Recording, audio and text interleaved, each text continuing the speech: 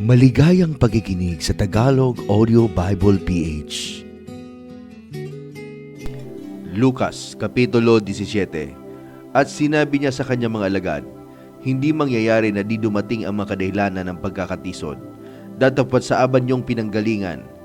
Mabuti pa sa kanya kung bitinan ang kanyang leeg ng isang gilingang bato at siya'y ihagi sa dagat, kaysa siya'y magpatisod sa isa sa maliliit na ito.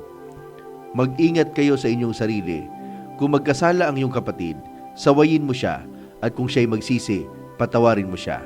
At kung siya'y makapitong magkasala sa isang araw laban sa iyo, at makapitong magbalik sa iyo na sasabihin, pinagsisihan ko, patawarin mo siya.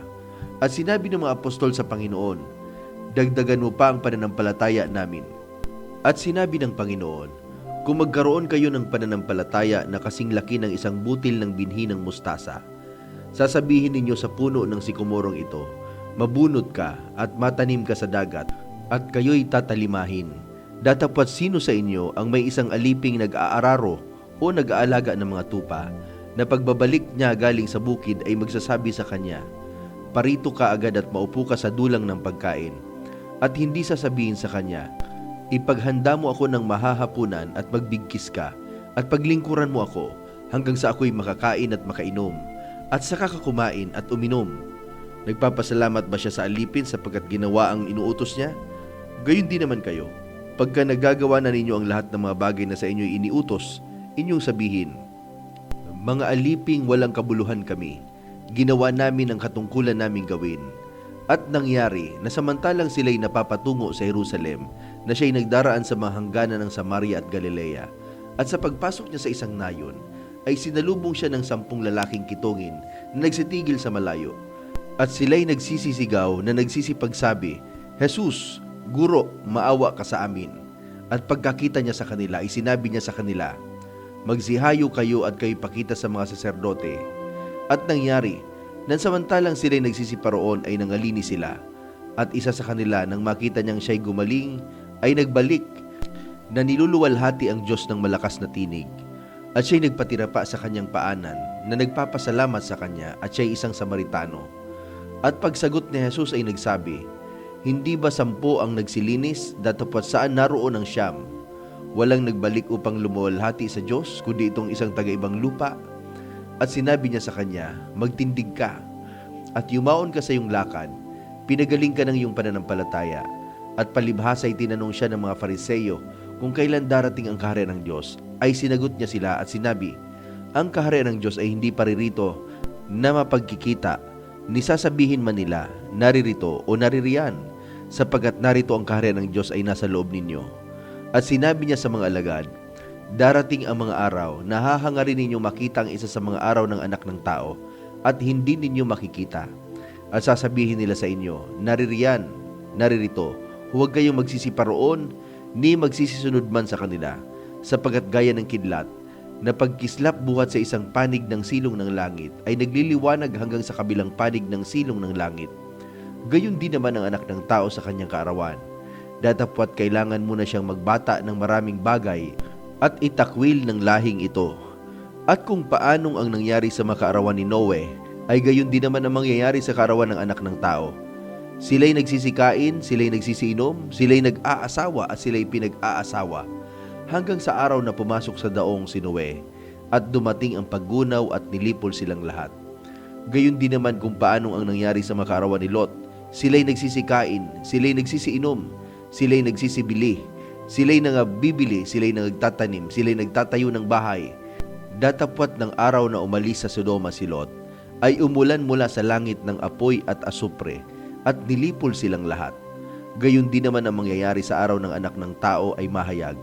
Sa araw na yaon, ang mapapasabubungan at nasa bahay ng kanyang mga pag-aari ay huwag silang manaog upang kunin, at ang nasa bukid ay gayon din, huwag siyang umuwi. Alalahanin ninyo ang asawa ni Lot. Sino mang nagsisikap ingatan ng kanyang buhay ay mawawalan nito. Datapwat ang sino mang mawalan ng kanyang buhay ay maiingatan niyaon. Sinasabi ko sa inyo, sa gabing yaon ay 2 lalaki ang sa isang higaan. Ang isa'y kukunin at ang isa'y iiwan.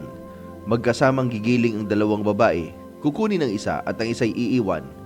Mapapasabukid ang 2 lalaki, ang isa'y kukunin at ang isa'y iiwan.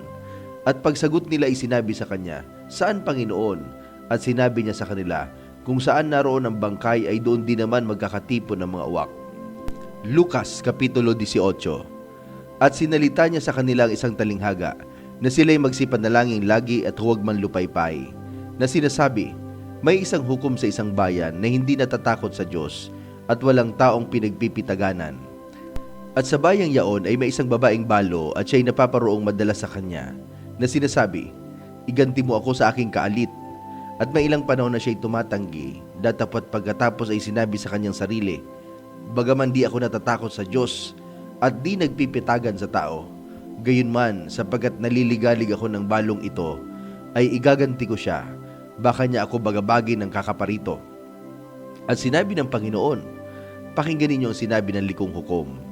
At hindi ba igaganti ng Diyos ang kanyang mga hirang na sumisigaw sa kanya sa araw at gabi, at siya'y may pagpapahinuhod sa kanila?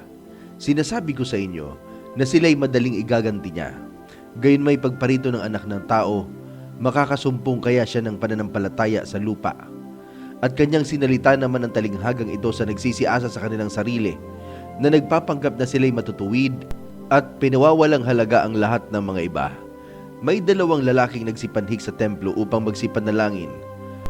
Ang isa'y Fariseyo at ang isa na may maniningil ng buwis. Ang Fariseyo ay nakatayo at nananalangin sa kanyang sarili ng ganito, "Diyos, pinasasalamatan kita na hindi ako gaya ng ibang mga tao, na mga manglulupig, mga liko, mga mapangalunya, o hindi man lamang gaya ng maniningil ng buwis na ito. Makalawa akong nag-aayuno sa isang linggo. Nagbibigay ako ng 10 ng lahat kong kinakamtan. Datapwat ang maniningil ng buwis na nakatayo sa malayo ay ayaw na itingin man lamang ang kanyang mga mata sa langit, kundi dinadagukan ang kanyang dibdib na sinasabi, 'Diyos, ikaw ay mahabag sa akin na isang makasalanan.' Sinasabi ko sa inyo, nanaog at umuwi sa kanyang bahay ang taong ito na inaaring ganap kaysa isa, sapagkat ang bawat nagmamataas sa kanyang sarili ay mabababa. Datapwat ang nagpapakababa sa kanyang sarili ay may tataas. At dinala naman nila sa kanya ang kanilang mga sanggol, upang kanyang hipuin sila. Datapwat nang makita ito ng mga alagad at sila'y sinaway nila. Datapwat pinalapit sila ni Jesus sa kanya, na sinasabi, "Pabayaan ninyong magsilapit sa akin ang maliliit na bata at huwag ninyo silang pagbawalan, sapagkat sa mga ganito nauukol ang kaharian ng Diyos. Katotohanan ang sinasabi ko sa inyo, sino mang hindi tumanggap ng kaharian ng Diyos na gaya ng isang maliit na bata, ay hindi siya papasok doon sa anumang paraan." At tinanong siya ng isang pinuno na sinasabi, "Mabuting guro, anong gagawin ko upang magmana ng walang hanggang buhay?" At sinabi sa kanya ni Jesus, "Bakit mo ako tinatawag na mabuti? Walang mabuti kundi isa, ang Diyos lamang. Talastas mo ang mga utos, huwag kang mangalunya, huwag kang pumatay, huwag kang magnakaw, huwag kang sumaksi sa di katotohanan, igalang mo ang iyong ama at ina." At sinabi niya, "Ginanap ko ang lahat ng mga bagay na ito buhat pa sa aking pagkabata." At nang marinig ito ni Jesus ay sinabi sa kanya, "Isang bagay pang kulang sa iyo. Ipagbili mo ang lahat mong tinatangkilik at ipamahagi mo sa mga dukha. At magkakaroon ka ng kayamanan sa langit. At pumarito ka, sumunod ka sa akin." Datapwat nang marinig niya ang mga bagay na ito, siya'y namanglaw na lubha, sapagkat siya'y totoong mayaman. At sa pagmamasid sa kanya ni Jesus ay sinabi, "Pagkahirap-hirap na makapasok sa kaharian ng Diyos ang mga may kayamanan, sapagkat magaan pa sa isang kamelyo ang pumasok sa butas ng isang karayom, kaysa sa isang taong mayaman na pumasok sa kaharian ng Diyos." At sinabi ng mga nakarinig nito, "Sino nga kaya ang makaliligtas?" Datapwat sinabi niya, ang mga bagay na di mangyayari sa mga tao ay may pangyayari sa Diyos. At sinabi ni Pedro, "Narito, iniwan namin ang aming sarili at nagsisunod sa iyo." At sinabi niya sa kanila, "Katotohanan ang sinasabi ko sa inyo, walang taong nag-iwan ng bahay o asawang babae o mga kapatid o mga magulang o mga anak dahil sa kaharian ng Diyos, na di tatanggap na makasampung higit sa panahong ito at sa sanlibutang darating ng walang hanggang buhay." At isinama niya bukod ang 12 at sakalay sinabi, "Narito, nagsisiahon tayo sa Jerusalem at ang lahat ng mga bagay na isinulat ng mga propeta ay magaganap sa anak ng tao, sapagkat siya'y ibibigay sa mga hintil at siya'y aalimurahin at duduwaginin at duluraan, at kanilang papaluin at papatayin siya, at sa 3 araw ay muling magbabangon siya." At wala silang napag-unawa sa mga bagay na ito.